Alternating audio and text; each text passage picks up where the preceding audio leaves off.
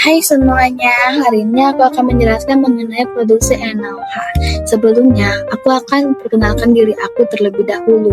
Nah, perkenalkan aku Tanti Filani dari kelas TPKB dengan NIM 2407057454. Nah, di sini aku akan membahas mengenai merkuri.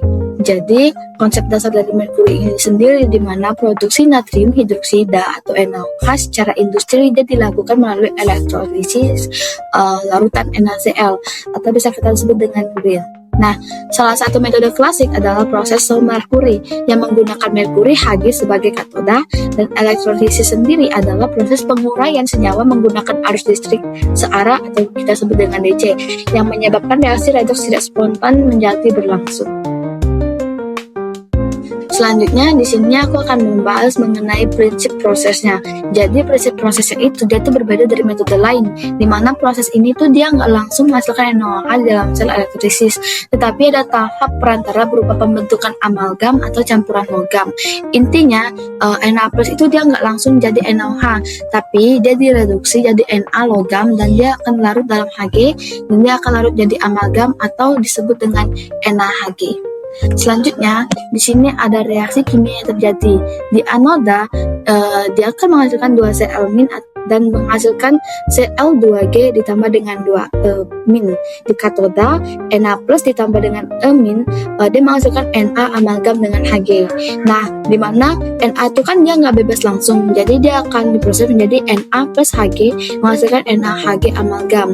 Nah, selanjutnya di sini ada di reaktor dekomposer atau setelah keluar dari sel.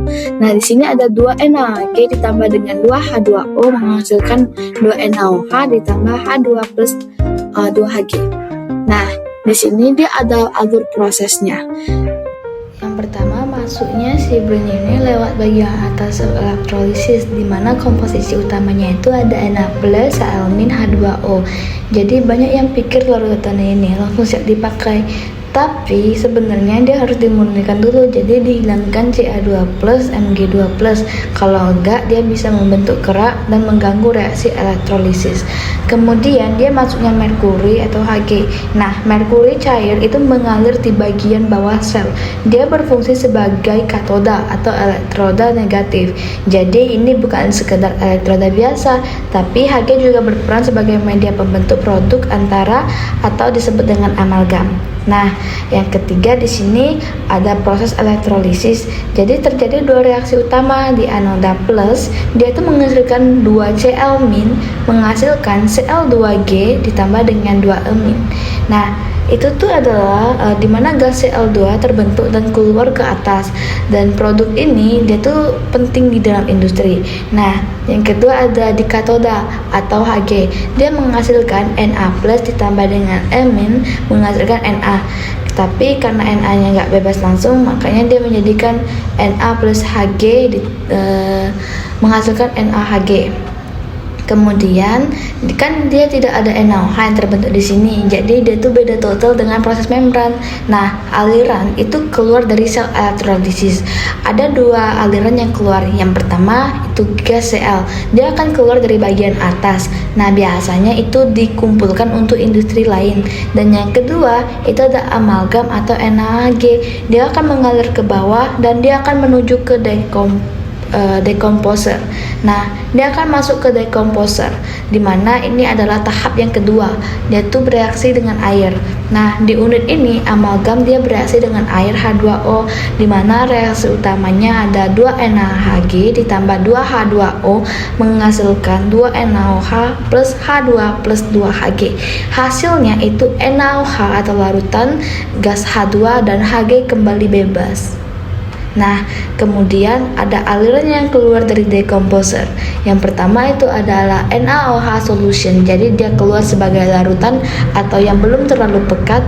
Dan yang kedua ada gas H2, di mana bisa digunakan sebagai bahan bakar atau industri lain. Dan yang ketiga itu ada merkuri, dia akan dipisahkan, didinginkan, dan dikembalikan ke sel elektrolisis. Inilah yang disebut dengan siklus merkuri. Nah, jadi siklus merkuri itu dia itu adalah loop yang penting. Jadi Hg-nya itu tidak habis, dia terus berputar di sel ke dekomposer dan kembali ke sel. Tapi Di dunia nyata selalu ada loss atau kebocoran Hg. Ini yang jadi masalah lingkungan yang besar. Kemudian di tahap akhir atau pemekatan NaOH, larutan NaOH hasil dekomposer itu masih encer. Jadi dia akan masuk ke evaporator, dipanaskan dan air diuapkan. Jadi hasil akhirnya itu NaOH kurang lebih 50%. Nah, kesimpulannya itu, proses merkuri adalah metode elektrolisis NaCl yang menghasilkan NaOH melalui pembentukan amalgam atau NaHg yang kemudian dia direaksikan dengan air. Maka proses ini menghasilkan produksi dengan kemurnian tinggi, namun dia memiliki kelemahan serius yang berupa risiko toksisitas, merkuri, biaya tinggi, dan dampak lingkungan. Sehingga kini mulai ditinggalkan dan digantikan dengan teknologi membran. Sekian dari presentasi saya, terima kasih.